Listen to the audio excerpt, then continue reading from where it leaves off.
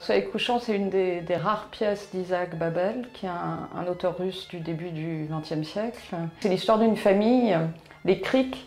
C'est un peu une sorte de saga familiale comme Le Parrain de Francis Ford Coppola, sauf qu'à la place de la mafia italienne catholique, là, il y a des gangsters juifs russes.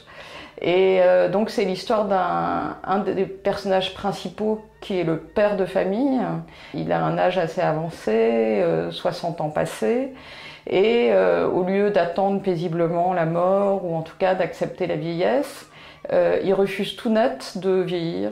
Il décide qu'il ne veut pas vieillir, il décide qu'il ne veut pas mourir, et il veut en fait recommencer sa vie à zéro. Et du coup, il décide de vendre l'entreprise familiale et de prendre tout l'argent pour partir avec sa fiancée russe de 18 ans à la campagne.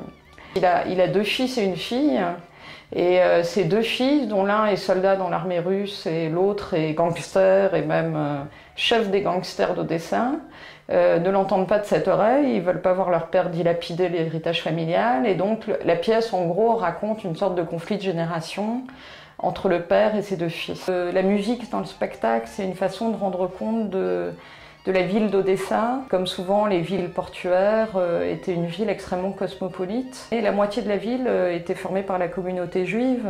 C'est là que s'est développé un peu le jazz klezmer qui était à la frontière entre la musique américaine qui arrivait par les bateaux, puis la culture juive d'Europe centrale, avec les musiciens ambulants qui venaient jouer dans les mariages et pour les bar mitzvahs.